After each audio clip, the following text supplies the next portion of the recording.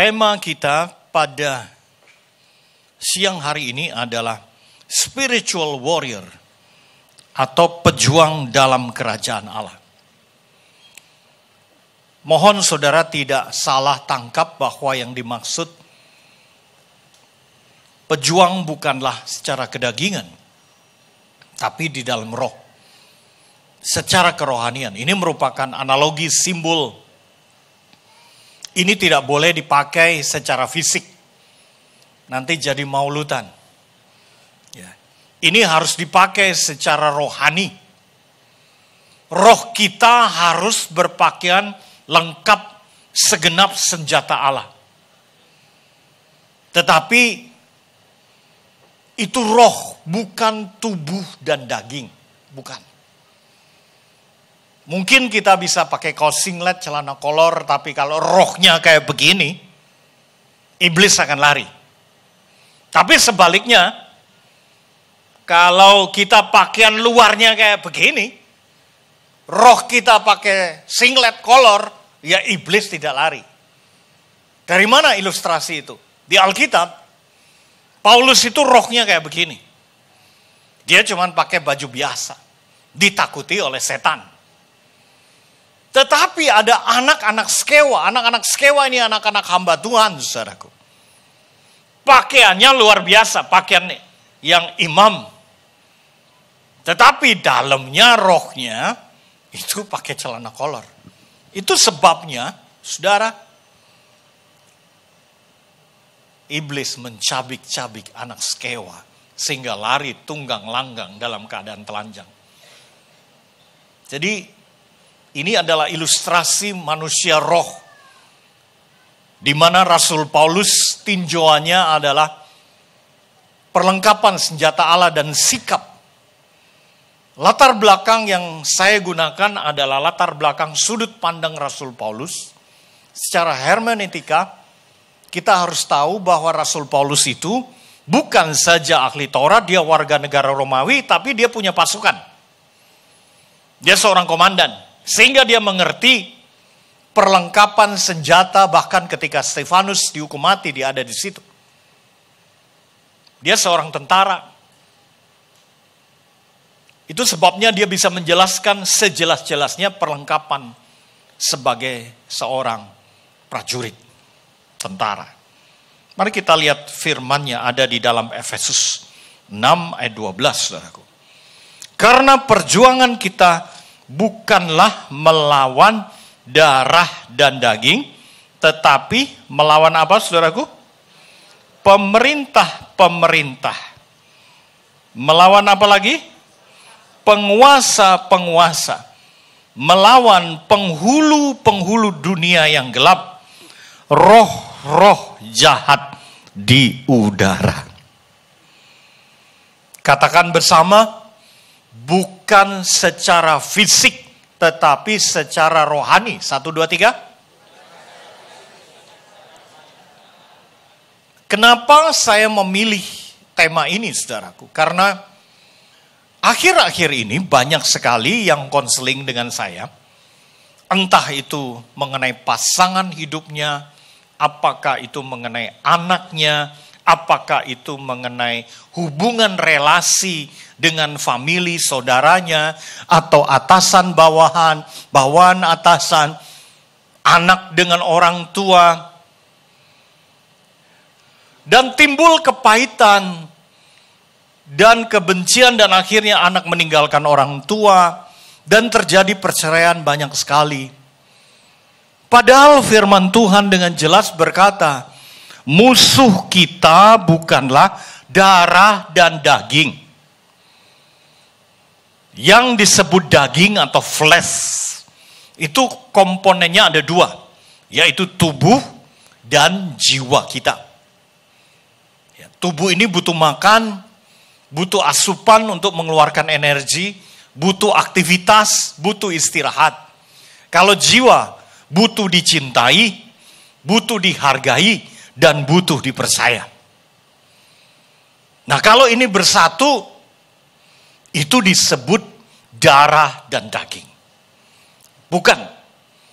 Saya ingin perjelas dari depan, Kalau saudara punya masalah dengan pasangan hidup, kalau saudara punya masalah dengan anak, dengan sesama, jangan langsung menghakimi. Karena apa? Perjuangan kita melawan pemerintah, penguasa, penghulu dunia yang gelap, dan roh-roh jahat di udara. Saya kasih ilustrasi. Ada seorang ibu yang akhirnya menangis karena tahu bahwa kenakalan anaknya dipengaruhi oleh lingkungan sekolahnya. Apa yang dilakukan oleh ibu itu? Dia ambil anaknya pindah sekolah, selesai. Tapi banyak orang tua tidak tahu, maka anaknya disalahkan terus-menerus. Nah, ini yang dimaksud salah satu contohnya. Kita tidak perlu membenci pasangan kita, tidak perlu membenci orang-orang sekeliling kita, karena siapa tahu ada roh-roh jahat yang harus diperangi. Ya. Tentu saja ada banyak faktor, karakter, respon yang harus dihadapi. Tapi hari ini saya membawa Anda, sudut pandangnya adalah perjuangan melawan roh-roh jahat, bukan manusianya. Saudara pikir ada demo sana sini, itu tidak ada hal-hal ini? Ada. Itu sebabnya banyak yang gereja mendoakan, termasuk gereja kami, agar yang demo-demo itu ketemu Tuhan. Sama seperti Paulus, amin. Itu dia. Kalau kita tambah benci, mereka tambah benci. Ya. Kadang-kadang orang tidak bisa mengerti bahwa kasih itu adalah sebuah kuasa. Ya. Kenapa? Kasih itu bergeraknya secara rohani. Dan kasih itu ditakuti oleh iblis. Ya. Kasih itu tidak lemah, saudara. Kasih itu mendidik, mengajar, mengkoreksi. Mari kita lihat 4 hal itu ternyata mengandung tingkatan, level. Dan kita tidak boleh salah. Di dalam King James Version yang paling mendekati dengan bahasa Yunani, saya akan membacakan 4 tingkatan ini bedanya apa. Ephesians 6 verse 12, King James Version. Our wrestle atau pergulatan, bukan tembak-tembakan jarak jauh. Tapi pergulatan itu orang Jawa bilang piting-pitingan. Dekat dalam keadaan dekat, one on one, satu gulet. Bukan mana jauh, bukan nembak dor, bukan. Dekat ini. Gulat, wrestling. Against, melawan, yang pertama, tingkatan pertama. Principalities. Yang ketika saya pelajari dalam bahasa Yunaninya adalah pemerintah alam roh. Pencipta prinsip-prinsip duniawi. Contohnya adalah satu negara menghalalkan homoseksual, lesbian. Satu negara menghalalkan pengguguran kandungan. Satu negara menghalalkan pembunuhan.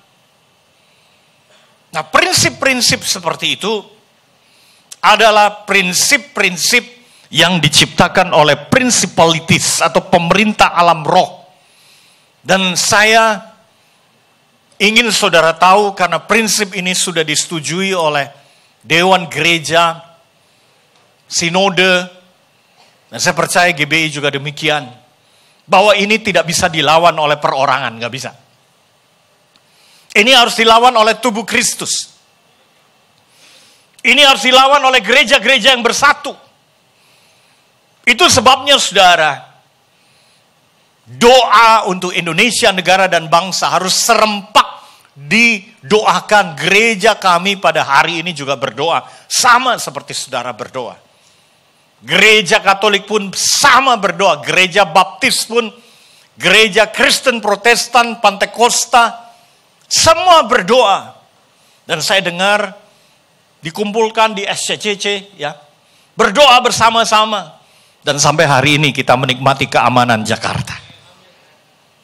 Percayalah bahwa gereja yang bersatu mampu menghentikan kegiatan pemerintah alam roh. Itu sebabnya kalau ketemu saudara seiman, jangan lagi tanya kamu gereja mana. Tapi kamu sudah mengalami Roh Kudus, mengalami Tuhan enggak? Ya. Yang kedua, our wrestle against powers. Pergulatan kita melawan penguasa teritorial, pemberi kuasa gelap, pengaruh jahat, kekuatan jahat. Kami pernah melakukan perjalanan di Jawa Timur dengan mobil, dan itu dari Surabaya masuk ke kota-kota kecil, dan kami diantar oleh tim doa nasional. Dan saya bisa merasakan bersama dengan mereka confirm bahwa setiap kota itu ada roh teritorialnya. Di Jakarta pun ada Jakarta Utara, Jakarta Barat, Jakarta Selatan, Jakarta Pusat. Itu punya penguasa teritorial secara roh. Ya. Yang saya rasakan pada waktu itu ketika memasuki sebuah kota di Jawa Timur, saya merasakan hawa nafsu yang bergejolak. Dan saya menanyakan apa yang terjadi dengan kota ini. Kejahatannya apa? Penjaranya isinya apa? Dan orang yang mengetahui kota itu dia menjawab. Isinya adalah perceraian, perzinahan, perkosaan. Anak-anak sekolah sudah hubungan bebas. Aneh. Ya. Padahal perasaan itu cuma datang ketika kami berdoa melewati kota-kota itu. Perasaannya seperti gimana sih Pak Yakub? Sama seperti ini. Kalau kita melewati malam hari ya, lewat daerah angker atau kuburan atau apa, rasanya kurang lebih kayak begitu. Walaupun bukan itu yang saya maksud. Ada perasaan dalam roh, bukan perasaannya, tapi roh itu. Ketika Yesus bertemu dengan orang yang di Gerasa, dia udah puluhan tahun, ada legion yang menguasai.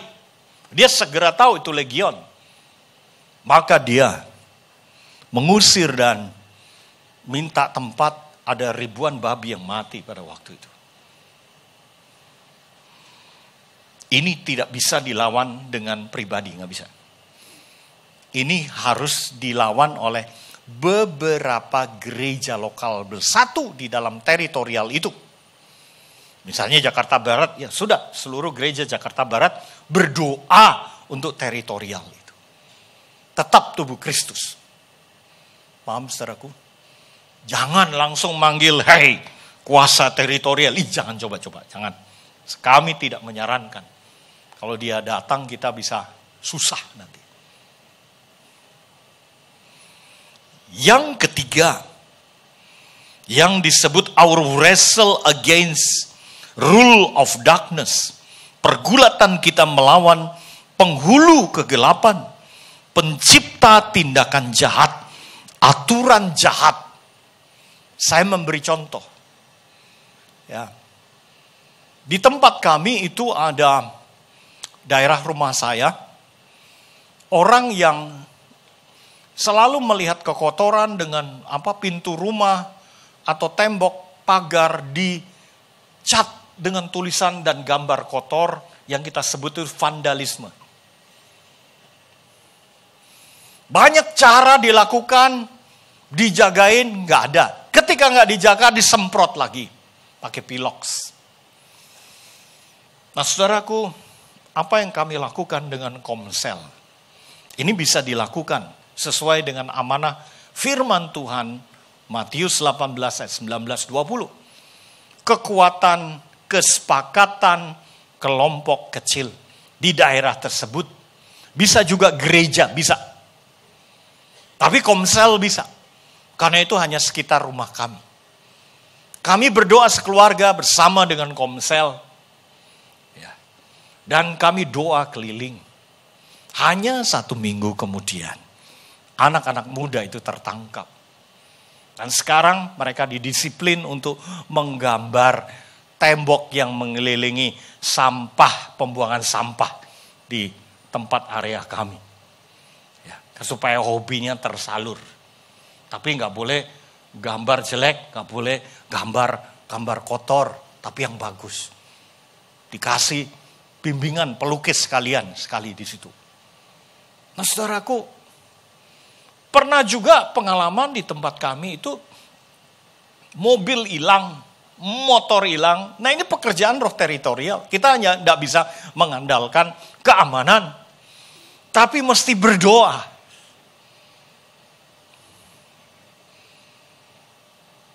Dan terjadi mujizat.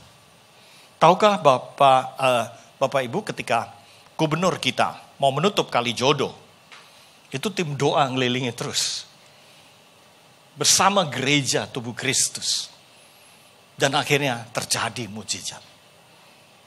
Saudaraku percaya atau tidak, saudara nggak usah pusing 1, 2, 3. Yang masalah itu nomor 4. Nomor 4 bicara mengenai I will wrestle against spiritual weakness. Yaitu roh-roh jahat, penggoda, motivator kejahatan, penyesat, penyeleweng kebenaran. Kebenaran itu dipelintir.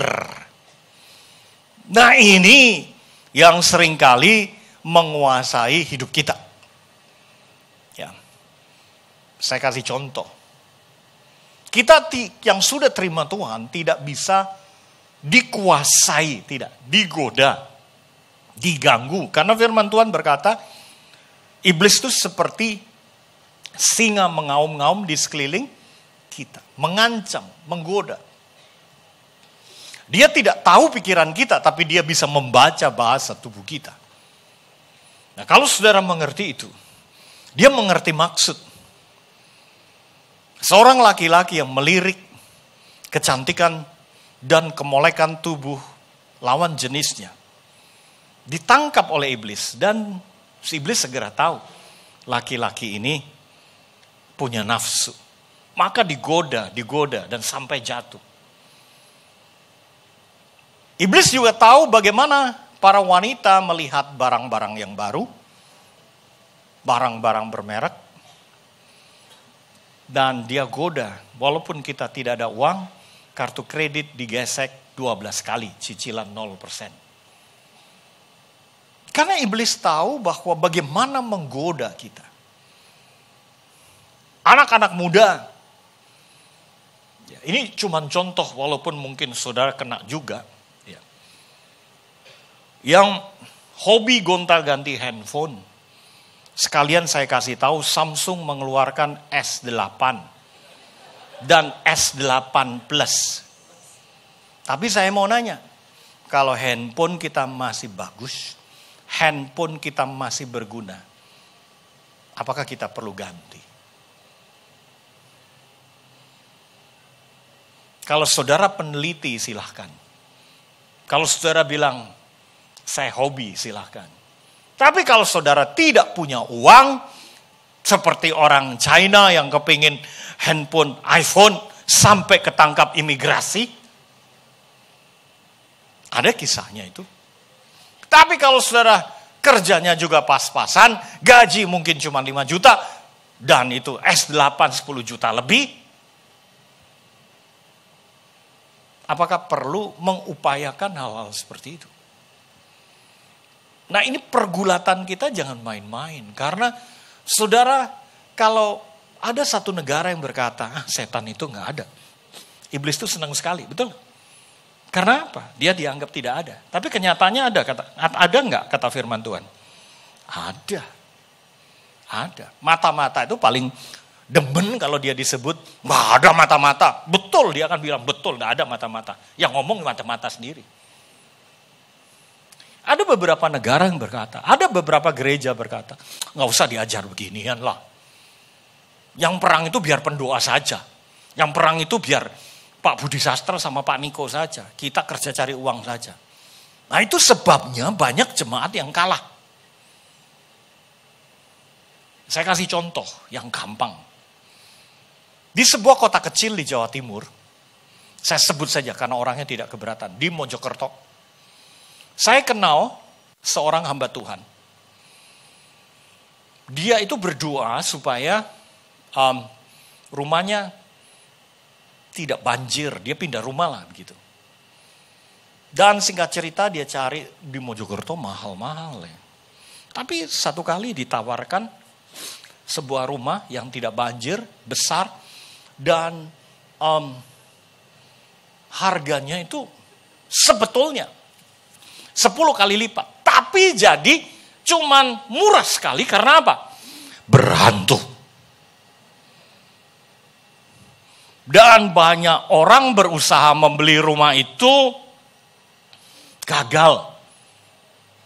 Dari saudara sepupu kita, dari yang lihai bisa begini, bawa apa. Pokoknya keluar rumah itu lari tunggang langgang. Dan teman saya ini, ya, saya sebut aja karena beliau tidak keberatan. Namanya Pak Titus. Dia seorang pendeta. Pak Titus ini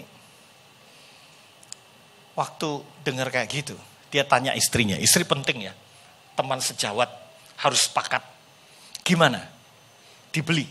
Tapi perang rohani. Istrinya bilang, kita perang. Nanya anaknya, kita perang. Ya sudah. Nah orangnya tidak mau begini yang punya rumah.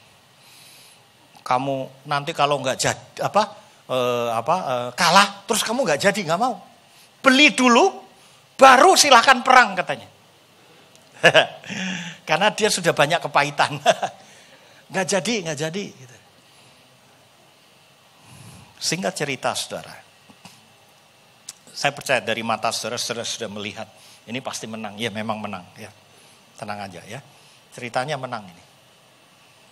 Ya, dibeli. Dan doa seperti biasa, segala setan ya yang menguasai rumah ini dalam nama Yesus keluar, diurapi rumah ini. Ya. Selesai. Ditinggali, diganggu enggak? Enggak.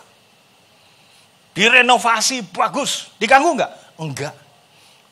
Kelihatannya juga enggak. Wah, mereka suka cita. Nah, yang diganggu siapa? Yang tidak di dalam Tuhan. Siapa? Pembantu laki-laki. Dapat pembantu, ya besoknya pulang. Kenapa? Pak, tadi malam di jendela saya ada laki-laki tua ompong bilang, ini. Pulang saya Pak. Nah, saudara mau percaya apa tidak? Ya, orangnya ada. Menempati rumah itu. Jadi kalau saudara mau cari rumah murah, cari yang berhantu. Tapi dengan syarat kita bisa mengalahkannya. Ya, jadi yang keempat ini kita bisa berhadapan langsung. Ya. Konon setiap tempat itu ada pengganggunya katanya. Tapi percayalah roh yang di dalam diri kita lebih besar. Haleluya. Jangan sedikit-sedikit terus pergi dalam nama Yesus. Pergi dalam nama Yesus. Jadi aneh nanti. Kita ini biji mata Allah. Amin. Nggak berani. Tenang aja. Haleluya. Model boleh kerempeng, tapi roh Allah luar biasa. Amin. Ya, muka boleh culun. Ya. Tapi kalau ada roh Allah, itu iblis takut. Sebaliknya kita boleh badan besar. Ya. Tapi kalau nggak ada roh Allah, tetap dicabik-cabik. Ya. Ayo. Sekarang bagaimana perangnya? 8 sikap dan senjata Allah. Efesus 6 ayat 14-18. Jadi berdirilah tegap, berikat pinggangkan kebenaran, dan berbaju sirahkan keadilan. Kakimu berkasutkan kerelaan untuk memberitakan Injil damai sejahtera. Dalam segala keadaan, pergunakanlah perisai iman, sebab dengan perisai itu kamu akan dapat memadamkan semua panah api dari si jahat. Dan terimalah ketopong keselamatan dan pedang roh, yaitu firman Allah. Dalam segala doa dan permohonan, berdoalah setiap waktu di dalam roh, dan berjaga-jagalah di dalam doamu itu dengan permohonan yang tak putus-putusnya untuk segala orang kudus. Biasanya kita hanya membahas 6 senjata Allah, tapi saya tambahkan dengan 2 sikap sekarang ini. Mari kita ikuti. Yang pertama, roh kita harus berdiri tegap. Katakan bersama, rohku harus berdiri tegap. 1, 2, 3. Berdiri tegap itu tidak boleh sandaran. Berdiri tegap itu harus percaya bahwa kebenaran yang membela dia. Tidak boleh bersandar pada orang lain. Tidak boleh mengandalkan kekuatan lain selain kuasa firman Tuhan. Ini rohnya yang berdiri tegap. Tanda roh yang berdiri tegap. Yang pertama, dia menguasai jiwa dan tubuh. Dia menguasai darah dan daging. Jadi ketika dia mulai disakiti, dikecewakan, dia cuma senyum. Tuhan memberkati, gitu aja. Apa tanda roh yang tidak berdiri tegap? Roh yang loyo. Mobil disalib, set gitu aja. Buka jendela, apa lu? Nah itu rohnya loyo. Ya. Karena apa? Emosinya lebih menguasai. Roh kita harus berdiri tegap. Berespon sesuai dengan firman.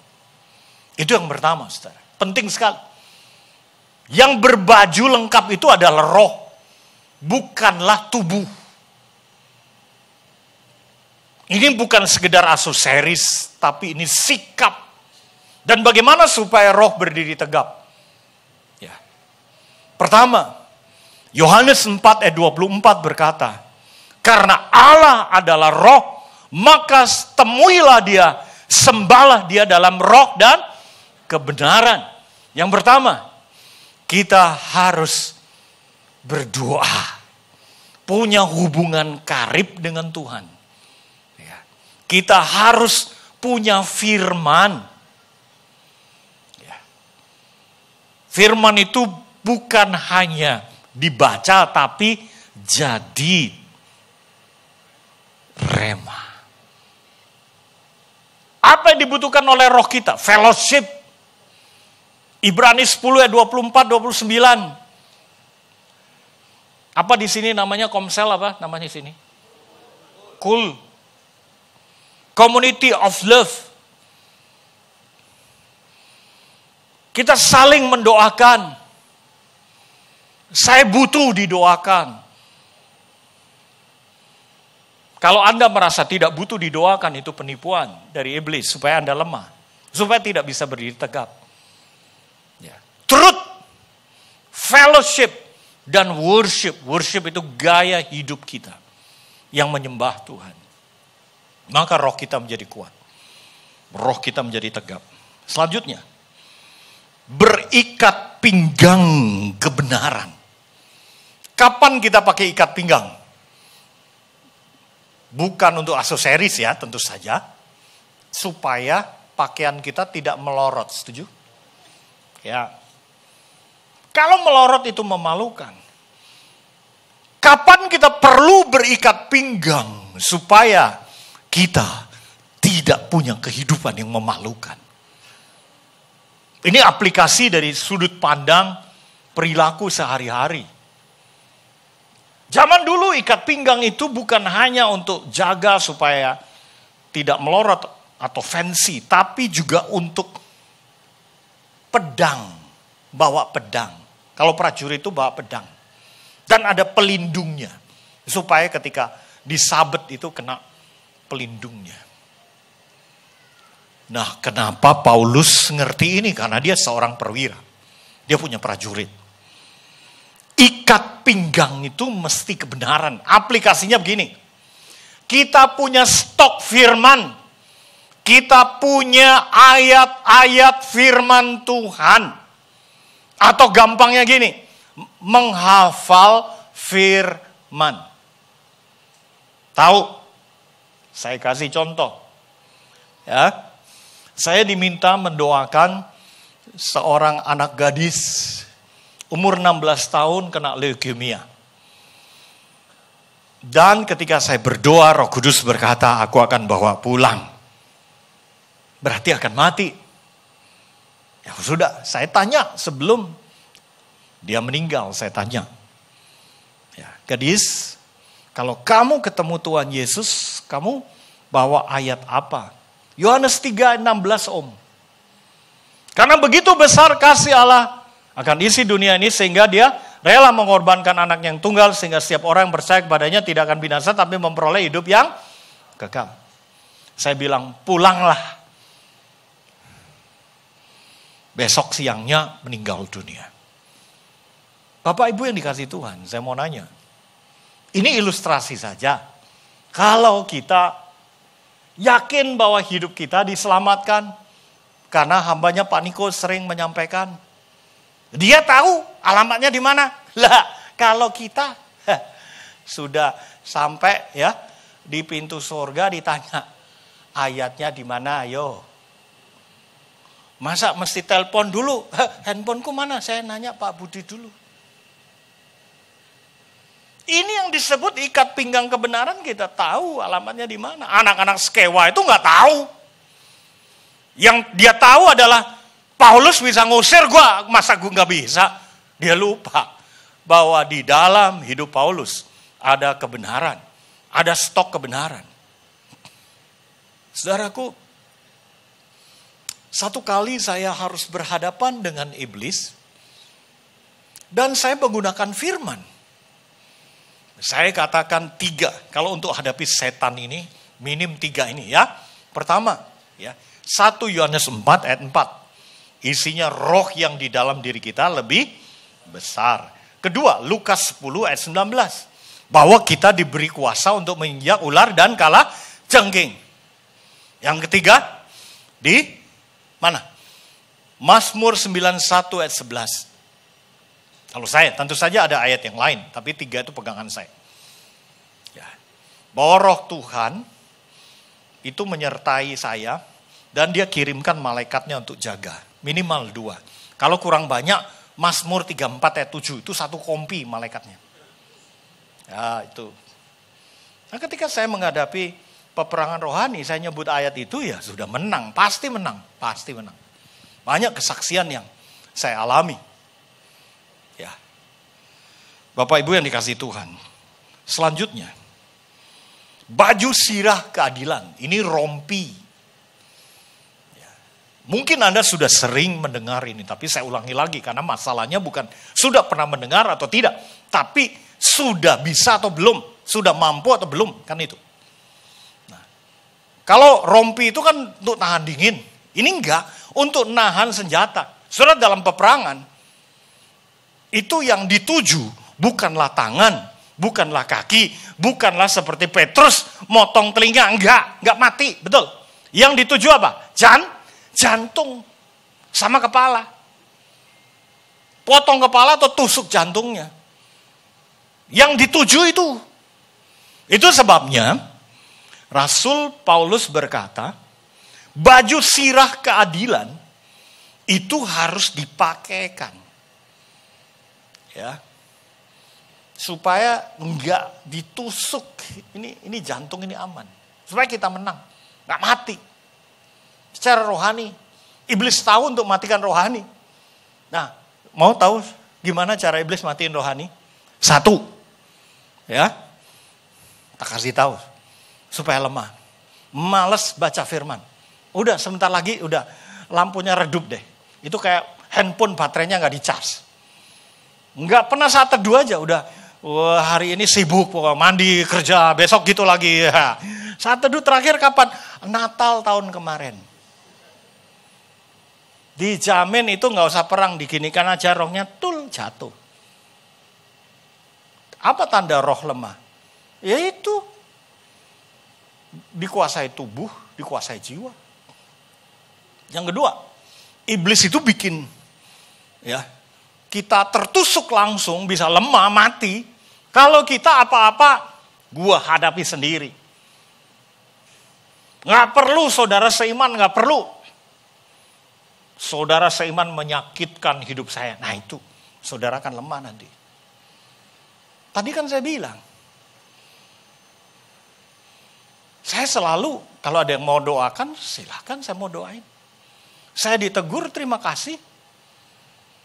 Ibrani 10 ayat 24-25, janganlah kita menjauhkan diri dari pertemuan ibadah yang dimana di dalamnya kita bisa saling, katakan saling interaksi, menguatkan, saling membangun, saling menasihati, saling menghiburkan. Punya waktu kongko, ngobrol tentang firman. Bukan ngomong bisnis saja. Saling menguatkan. Penting gitu. Saya beberapa kali lakukan itu dengan Pak Budi. Saya ada apa-apa ngobrol sama beliau, beliau juga ngobrol sama saya. Nah nanti siang ini rencana, biasanya saya langsung pulang ya. Siang ini ada lunch, nah ngobrol, saling. Cuman gak bisa satu gereja ikut, itu bukan ngobrol lagi itu. Khotbah lagi nanti. Ibadah lanjutan ya. Ngobrol beberapa orang saja. Nah bagaimana iblis bisa melemahkan kita? Yang ketiga ini. Nggak pernah nyembah. Nyembahnya apa? Ya itu tadi saya bilang. Nyembah handphone, nyembah pekerjaan. Apa yang disebut worship? Worship adalah sesuatu yang kalau dia tidak ada, kita merasa kehilangan. Dan kita akan menjadi serupa dengan yang kita sembah. Kalau yang kita sembah handphone, wajah kita akan mirip handphone. Ayo, lebih baik nyari handphonenya ndak ada atau istrinya ndak ada. Mana handphoneku? Mana handphone? Satu kali saya punya jaket ya, yang mahal. Ya, mahal relatif ya. Bagi saya jaket puluhan juta ya mahal ya. Mahal. Wih, orang kan nggak tahu kan, harganya nggak ditaruh kan, udah dilepas kan. Tapi yang tahu itu mahal siapa? Dia diri saya sendiri. Maka selalu sering saya pakai dan rasanya pakai jaket itu lebih nyaman. Sugesti. Pokoknya saya nggak mau pakai yang lain, pakai jaket itu terus. Ya. Satu kali saya melayani di Belanda. Dan makan malamnya terlambat karena daerah itu daerah Timur Tengah. Orang Timur Tengah di situ dan ada penggerebekan. Semua harus cepat keluar. Wih, kita buru-buru keluar, jaket itu ketinggalan. Begitu sudah jalan mobil jauh, baru sadar. Saudara tahu apa yang saya lakukan? Yang namanya hamba Tuhan yang sudah khotbah, itu bisa terikat dengan jaket mahal itu. Saya bilang, kita balik lagi di sana. Loh, Pak, bahaya. Saya hadapi. Loh, itu kayak gitu. Itu udah ada polis lain, Pak. Saya ngomong sama polisinya, Pak.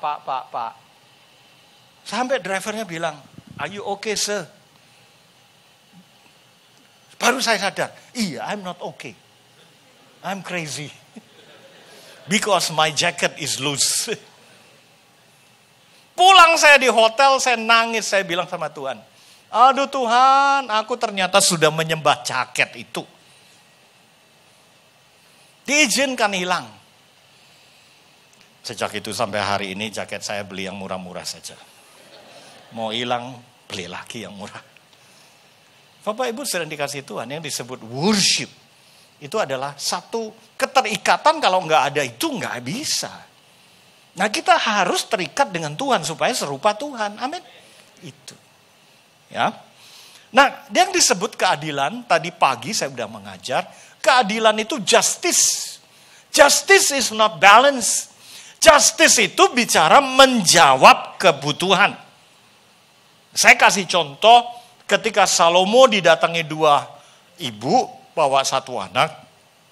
Dua-dua ngaku mereka ibunya. Apa yang dilakukan Salomo? Belah anak ini jadi dua. Tapi itu ilustrasi. Apakah Salomo benar-benar? I don't think so. Justice is not balance. Sebab kalau betul-betul dibalance, zret dibelah, Mereka dapat mayat, betul. Dan salah seorang akhirnya menunjukkan yang disebut kebenaran itu apa? Biar ambil buat dia saja. Dan segera Salomo tahu siapa yang jadi ibu aslinya. Yang satunya berkata, bunuh aja gak apa-apa supaya gak jadi persoalan. Bapak Ibu yang dikasih Tuhan, apakah kita memperhatikan kebutuhan orang-orang sekeliling kita?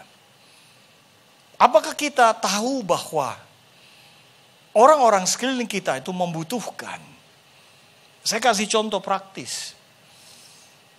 Pembuang sampah di rumah saya, itu kulitnya hitam dan sering merokok batu-batu. Satu kali saya bilang, Pak, berhenti merokok, saya kasih vitamin. Setiap kali lewat saya kasih 20.000, 10.000. Kalau ketemu saya aja. Dan itu hal-hal kecil yang hidup kita dituntut untuk memperhatikan hal-hal kecil sekeliling kita. Untuk menjawab kebutuhan. Coba saudara praktekkan ya. Waktu ngisi bensin, saudara bilang terima kasih ya. Itu wajahnya luar biasa loh. Atau saudara beli makanan dan saudara memang enak makannya, kenapa enggak belajar memuji? Masaknya enak loh. Dan itu membuat kita aman. Itu firman Tuhan berkata demikian. Aman. Mari kita lihat selanjutnya, saudara. Berkasutkan kerelaan membitakan Injil damai sejahtera. Katakan, Injil damai sejahtera. 1, 2, 3. Injil itu kabar gembira. Bukan kristenisasi. Saudara, saya tanya, kalau ada orang yang non-Kristen, Anda datangi. Bolehkah saya bercerita tentang Yesus Kristus adalah Tuhan? Dia jawabnya apa? Enggak, betul. Apalagi kita tantang, maukah kamu saya doakan agar menerima Yesus? Mau gak? Enggak kira mau, betul gak? Tapi kalau kita menjawab kebutuhan mereka, kalau kita mulai mengasihi mereka, kita mendoakan mereka. Saya kasih contoh. Pembantu ini sudah bercerai dengan suaminya, pasti ada kepahitan. Usianya sudah 50-an. Punya anak sudah dewasa. Biasanya kerja cuma maksimum 3 bulan, bahkan bisa 2 bulan. Di tempat kami bisa sampai 8 tahun. Ya kami memperlakukan dia dengan kasih. Dan satu kali, saya ingin beritahu saudaraku, bagaimana cara memberitakan Injil damai sejahtera. Ya. Dia terkena kanker payudara. Dan dia pinjam uang untuk operasi. Nah saudaraku, saya siapin berapa juta, saya bilang gak usah pinjam, kamu operasi saja. Dengan penuh kasih, tentu saja dengan rundingan dengan istri setuju. Dan sebelum pulang, istri saya berdoa. Ketika berdoa, Tuhan bernubuat untuk dia. Akulah Tuhan yang akan menyembuhkan engkau. Karena aku mati di kayu salib, dan dia tidak tahan, dia peluk istri saya peluk dia. Dalam nama Yesus, segala penyakit kanker ini sembuh. Dan dia di konseling, memang ada kepahitan dengan banyak orang. Biasanya sumber penyakit kanker itu banyak kepahitan. Di konseling. Dan dia pulang, saudara. Bawa uang sekian juta itu. Ketika mau dioperasi dan di-scan lagi, betul? Hasilnya total sembuh. Orangnya ada.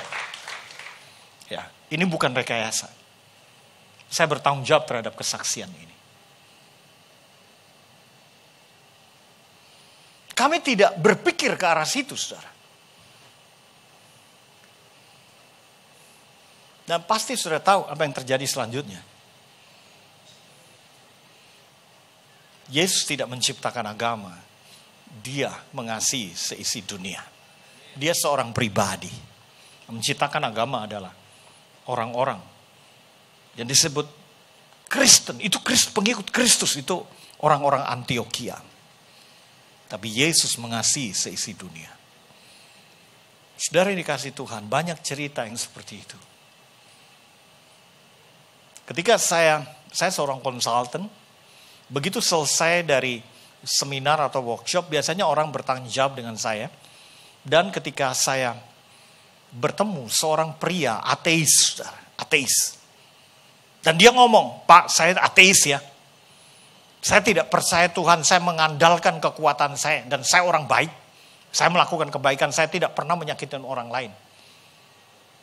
Saya cuma tanya, kalau begitu apa persoalanmu? Dan dia jawab, itu Pak masalahnya. Saya selalu baik tapi dibalas dengan kejahatan. Lalu saya tanya lagi, terus apa yang kamu harapkan dari saya? Saya tetap baik atau jahat, Pak? Saudara pasti tahu jawaban saya, tetap baik. Tidak mungkin, Pak, saya ada batasnya. Jadi kamu mau jahat? Tidak juga, Pak. Lah kamu kalau baik dijahati terus bagaimana? Gini aja, Pak. Bapak kan punya ilmu katanya. Pokoknya ajarin saya supaya saya kuat. Benar. Kamu mau ikut saya? Saya lihat cerita-cerita Bapak itu Bapak orang baik tapi banyak disakiti, tetap melakukan kebaikan. Pak, izinkan saya belajar ilmu Bapak, dia bilang. Nah itu bola melambung, paham? Bola melambung tahu? Tinggal dicemes. Bapak betul mau tahu ilmu saya? Iya Pak. Lah Bapak ateis. Bapak apa? Saya punya kebenaran yang bisa menyelamatkan hidup Bapak di bumi dan di surga. Lah itu saya mau Pak. Lah itu bola melambung lagi. Singkat cerita, dia menerima Yesus sebagai Tuhan dan Juru Selamat.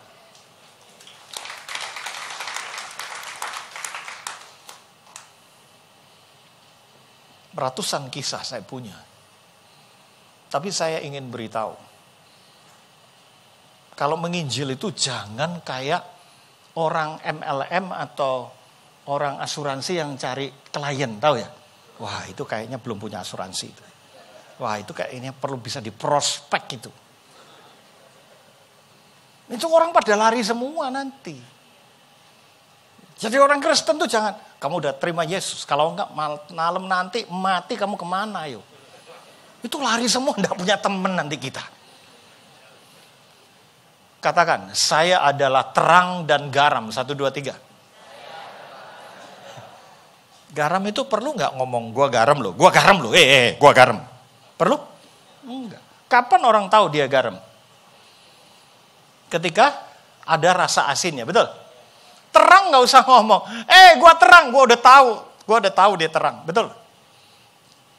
Kapan terang itu diketahui? Ketika saya dalam kegelapan. Itu maksud saya.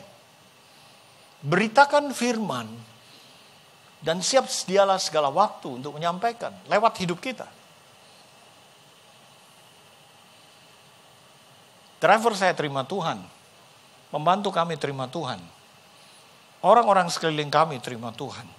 Bukan karena saya kristenisasi, tidak. Karena hidup kita adalah hidup Kristus. Amin. Itu senjata, kita bisa perang, iblis tuh nggak berani sama kita. Selanjutnya, saya bilang, pergunakan perisai iman. Sehingga kamu bisa melawan serangan musuh. Iman itu kita butuhkan ketika kita sudah melihat atau belum melihat. Iman kita butuhkan ketika sudah mendapat atau belum mendapat. Justru dalam doa kita perlu beriman. Persoalanmu belum selesai. Hutang piutangmu belum selesai. Sakit hatimu belum selesai. Belajarlah hidup melihat dengan iman. 2 Korintus 4 ayat 18 berkata, ayo kita belajar bukan hanya melihat yang terlihat. Pasangan hidup kita belum berubah mungkin. Mukanya masih begitu. Tapi kita melihat dengan kerohanian. Dia pasti berubah. Satu saat nanti dalam nama Yesus. Gitu. Pak, nggak jadi orang gila kayak begitu. Memang kalau beriman tuh gila. Wong belum ada kok. Kok percaya? Tapi harus tahu firman itu yang menjadikan iman. Katakan, firman menjadikan iman. Lah, apa bedanya iman sama sugesti? Ya itu lain lagi. Kalau sugesti itu dari kata orang. Kalau sugesti itu dari pengalaman masa lalu. Kalau sugesti itu begini. Banyak kesaksian saya disembuhkan Tuhan dengan minum air putih ini. Pulang cari air putih, saya tak minum juga. Bisa nggak? Enggak bisa. Karena orang itu terima Tuhan lewat cara itu. Katakan, jangan tirukan caranya. 1, 2, 3. Tirukan kebenarannya. Ya. Saudaraku, kalau kita nggak ada firman, nggak mungkin bisa beriman. Percaya. Apa tanda kita kehilangan iman? Ya kita nggak punya firman yang rema. Nggak dikasih tahu hari ini seperti apa sama Tuhan. Ya. Saya jarang-jarang lu khotbah di tempat ini, mungkin setahun cuma 2 kali atau 3 kali ya. 2 kali. Tapi saya ingin berikan yang terbaik dalam hidup saudara. Apa yang saya alami, kemenangan-kemenangan yang saya alami. Karena waktu saya tidak bisa cerita pergumulan saya. Anak saya nomor 1 divonis kanker darah. Setelah istri saya sakit. Anak saya nomor 3 HNP, tulang belakangnya lebih 1. Wah, banyak urusan masalah. Udah melakukan kebenaran difitnah, ya. Oh, itu ceritanya banyak, saudara. Paling susah itu, ya, nyampaikan kebenaran di mana kita sendiri diuji di situ. Itu berat.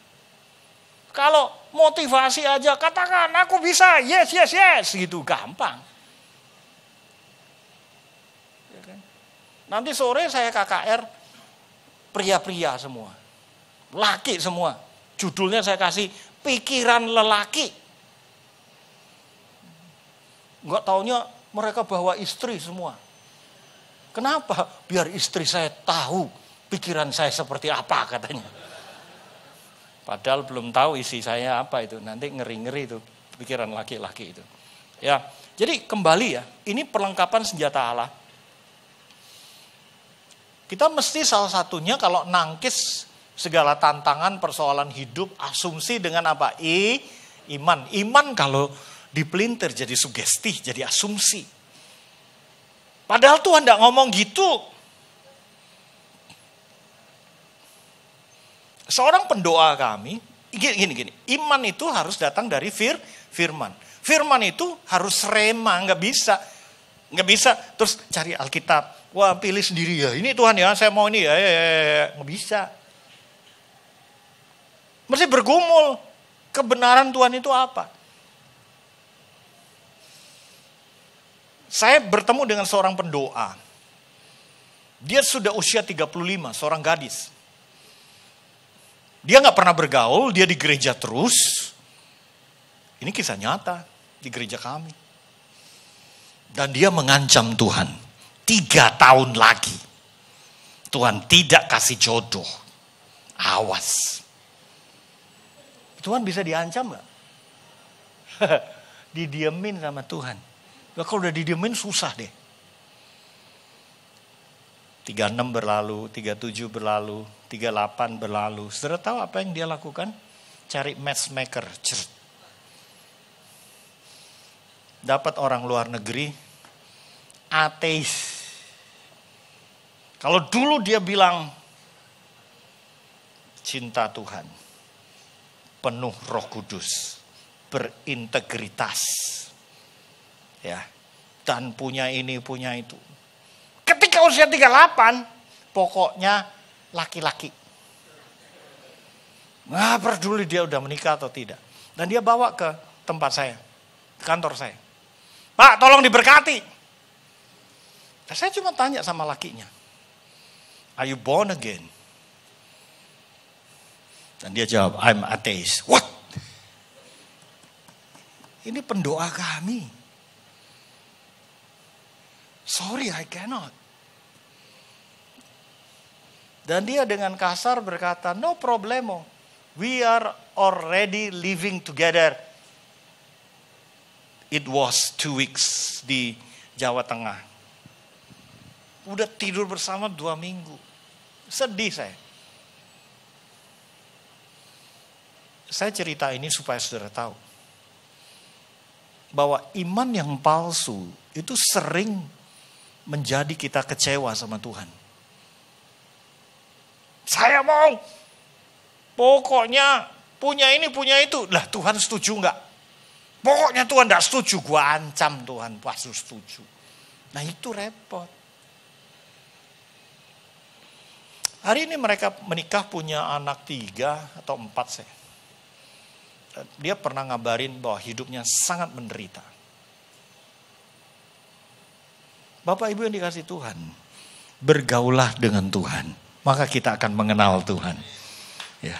Milikilah firman Tuhan, maka kita akan memiliki iman. Beri tepuk tangan buat Tuhan, ya. Jadi iblis itu gampang, dibikin males, nggak usah teduh, nggak mau doa, suam rohani. Itu ujungnya itu hidup kita di depan itu loh, bahaya, kacau. Ya ampun, kacau benar-benar. Nah tadi yang disasar adalah selain jantung apa? Kepala. Ya, ketopong keselamatan. Kalau tidak ada ketopong, maka kepala dibabat habis dalam peperangan. Karena apa? Kepala adalah pusat pemerintahan. Ya, terutama nonong kita ini. Ya, nonong. Isinya untuk menganalisa, untuk belajar, untuk mengevaluasi, untuk memilih, untuk membangun. Untuk memutuskan maksudnya. Bapak Ibu yang dikasih oleh Tuhan. Kenapa harus ketopong keselamatan? Karena tidak ada keselamatan yang lebih besar daripada keselamatan di dalam nama Tuhan Yesus. Yang menyelamatkan hidup kita di bumi dan di surga. Oleh darahnya kita diselamatkan. Roma 12 ayat 1 oleh 2. Mari kita berubah menggunakan pikiran Kristus. Kalau tidak, ini komputernya isinya, iOS-nya aja, operating system-nya itu ngacau. Operating system kita itu harus kerajaan Allah. Kerajaan Allah itu bicara kebenaran, damai sejahtera, sukacita, dan kuasa. Ayo kita isi dengan firman. Ayo kita jaga. Amsal 4 ayat 23 berkata, jagalah hatimu, itu pikiranmu, dengan segala kewaspadaan. Karena disitulah terpancar kehidupan. Filipi 4 ayat 8, pikirkan yang indah, yang benar, yang mulia, yang disebut kebajikan. Pikirkanlah semuanya itu. Kenapa? Itu di kepala.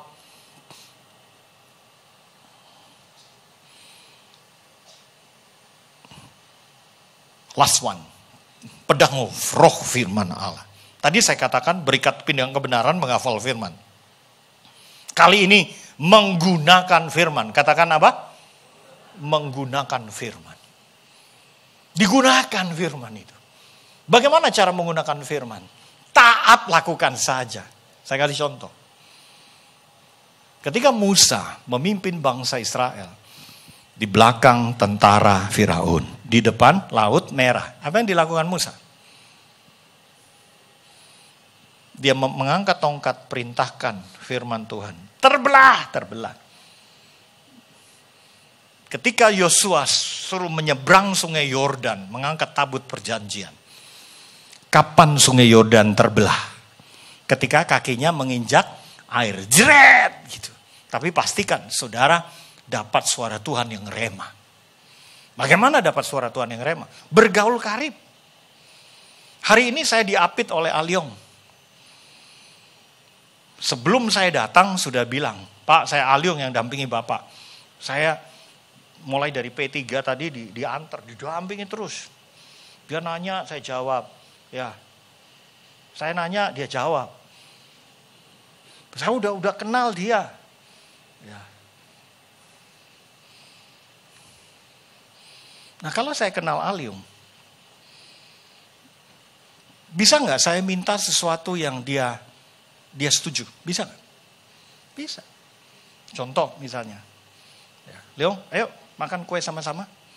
Dia nggak alergi, oke kita makan kue tadi sama-sama. Tapi mungkin dia nggak suka pedas, betul? Suka? Nggak kan? Tapi saya suka pedas karena orang Jawa Timur. Ayo Leong, makan pedas. Dia bilang apa? Enggak Pak, betul? Kenapa? Saya nggak kenal dia. Kalau saya kenal dia, saya tahu dia nggak makan pedas. Sorry ya Leong, lu kan nggak suka pedas. Saya makan sendiri. Sama dengan Tuhan begitu. Kalau kita kenal Tuhan, mintanya itu gini. Boleh nggak? Tuhan izin ya, saya berzina dulu boleh nggak? Sebentar aja.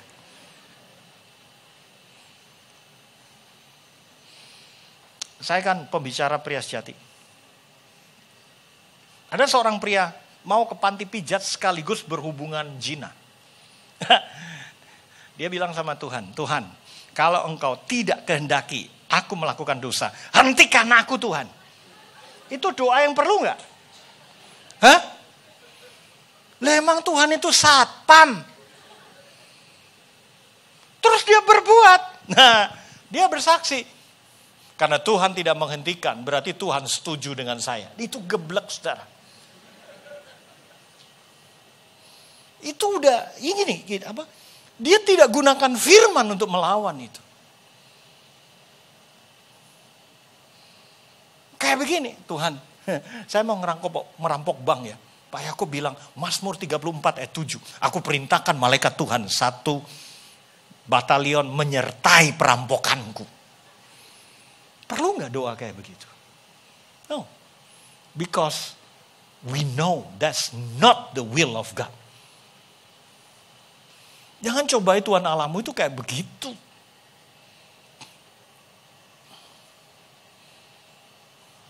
Suami-suami, saya mau nanya.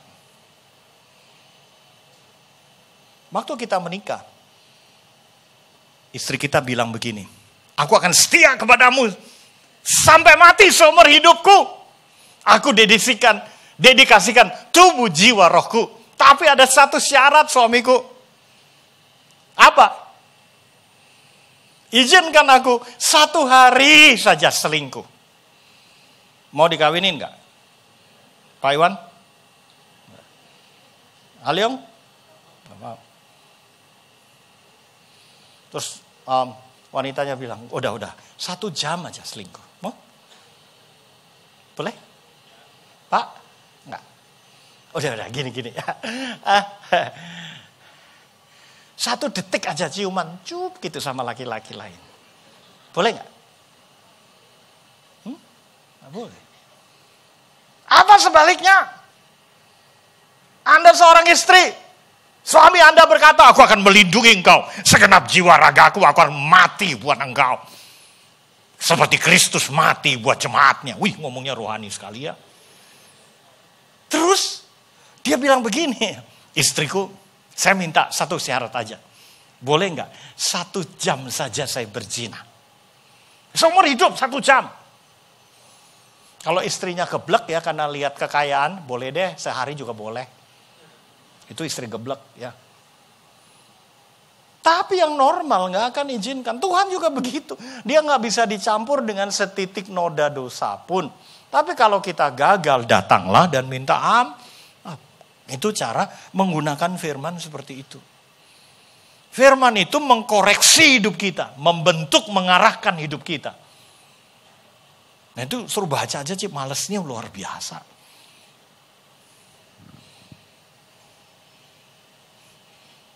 Kalau saudara hanya baca dari kiriman-kiriman WhatsApp dari teman-teman, itu sama seperti jajan. Dikirimi makanan, enak ya gitu. Dikirimi lagi, oh bukan buat saya, buang, delete ya kan. Kenapa enggak masak sendiri? Kenapa enggak gali sendiri? Itu kekuatan kami para hamba Tuhan. Saudara. Dan akhir zaman ini perlu Bible study. Perlu mendalami firman itu dengan benar, dengan teliti. Jangan sampai disesatkan. Karena ada beberapa golongan di akhir zaman ini, sekolah Alkitab dia. Dia bilang Alkitab bukan firman Allah, itu buku sejarah. Sekolah Alkitab loh itu. Ini akhir zaman jangan main-main loh. Ya. Bapak Ibu yang dikasihi Tuhan, ini yang terakhir. Berdoa dalam roh dan berjaga-jaga dalam doa. Katakan bersama apa? Berdoa dalam roh, berjaga-jaga dalam doa. Ketika istri saya sakit, rohnya tetap menyala-nyala. Dia bisa doa, bahasa roh, tengking sana, tengking sini. Tubuh lemah, tapi rohnya kenceng banget. Saya berdoa supaya setiap saudara yang belum bisa bahasa roh itu bukan tanda orang karismatik, tidak. Bahasa roh itu adalah bahasanya Tuhan. Di mana roh kita ngomong sama rohnya Tuhan.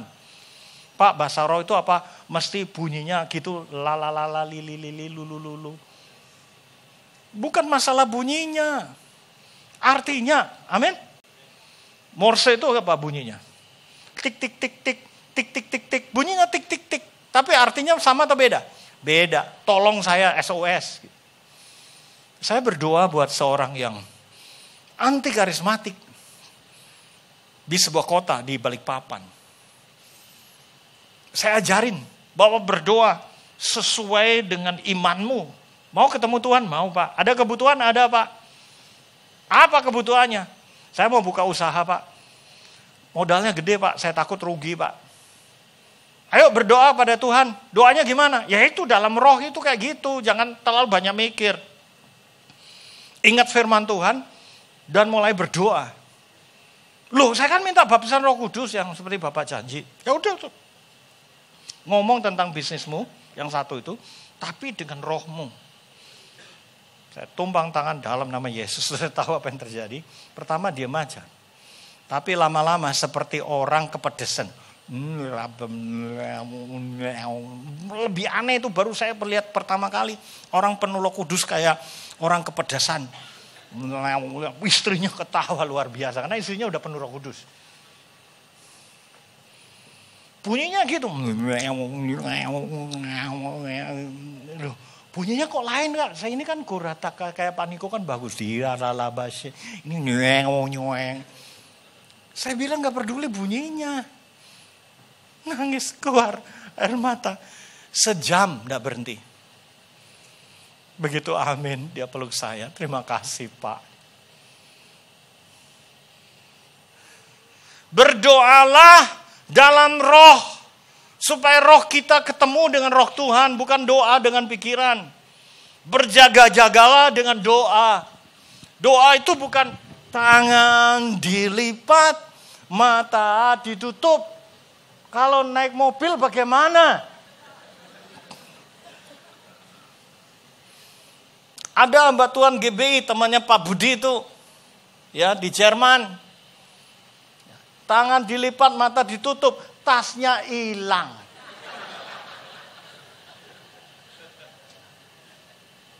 Saya sebut Bu Yeni itu, Bu Yeni di Jerman.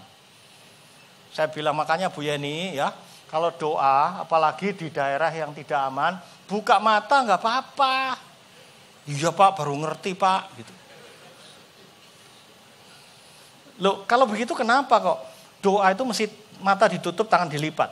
Setahu saya guru sekolah minggu itu, ya, kalau ngajarin anak-anak, ya, itu kalau mata nggak ditutup dia tolak-tolak. Hei temanku mana, betul ya? Kalau tangan tidak dilipat, tangannya itu kesana kemari. Gangguin, cupitin, ya kan. Nah kita udah dewasa. Betul gak? Kalau udah dewasa, ya udah ketemu Tuhan langsung. Amin. Saya berani mempertanggungjawabkan loh pengajaran saya ini. Kalau saya keliru, enggak usah diundang lagi. Saya bisa berdoa sambil saya khotbah. Anda bisa berdoa sambil Anda bekerja. Bisa? Boleh. Karena nggak ada ayatnya itu mesti tangan dilipat, mata ditutup. Yang harus itu berdoa dalam roh itu ada. Berjaga-jaga dalam doa. Mari kita baca ayat terakhir. Silakan pemusik. Efesus 6 ayat 10. Akhirnya. Ayo baca bersama-sama. Hendaklah kamu kuat di dalam Tuhan. Di dalam kekuatan kuasanya. Engkau segalanya di dalam hidupku. Kerajaanmu, kebenaranmu, itu bagianku. Kaulah yang ku pandang selama hidup. Kita berdoa dengan lagu ini. Mengasihimu, memuliakanmu, Bapa dan Raja-Mu. Engkau segalanya,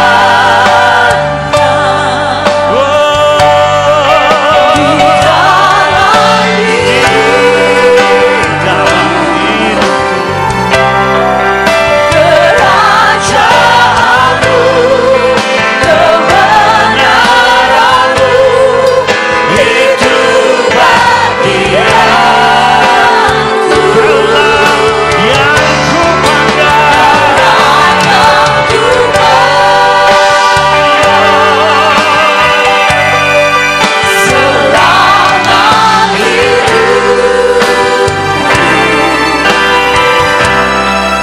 Mengasihimu, memuliakanmu, Bapa dan Raja-Mu.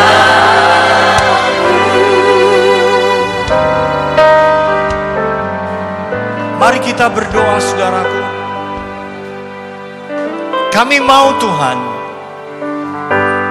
kerajaan-Mu hadir dalam hidup kami. Saudaraku, kerajaan Allah bicara 4 hal, yaitu kebenarannya, damai sejahteranya, sukacitanya, dan kuasanya. Mari Tuhan hadir dalam hidup kami. Yang kedua, mari kebenaran menjadi senjata. Kebenaran itu menciptakan iman. Kebenaran itu melindungi hidup kita. Mari kita menjadi pejuang dalam kerajaan Allah.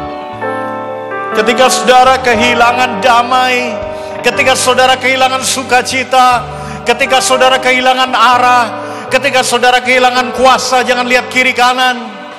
Saya mohon, kalau saudara ingin didoakan supaya roh saudara di-charge kembali, pulang dari tempat ini, roh saudara bangkit menjadi pejuang ilahi. Saudara letakkan tangan di dada. Ya, siapa lagi? Ya, siapa lagi? Ya, siapa lagi? Ya, siapa lagi? Tuhan, jangan lihat kiri kanan. Engkau lihat tangan yang di dada Tuhan. Katakan bersama saya, rohku bangkitlah dalam nama Yesus. Tuhan, ampunilah kami kalau kami kurang setia, malas baca firman-Mu. Hari ini kami bertobat Tuhan. Kami mau setia walaupun cuma 1 ayat Tuhan. Kamu punya waktu untuk Engkau Tuhan. Bukan hanya pekerjaan kami, bukan hanya keluarga kami, tapi untuk Engkau Tuhan. Engkaulah segalanya. Mari kita bangkit berdiri. Kaulah segala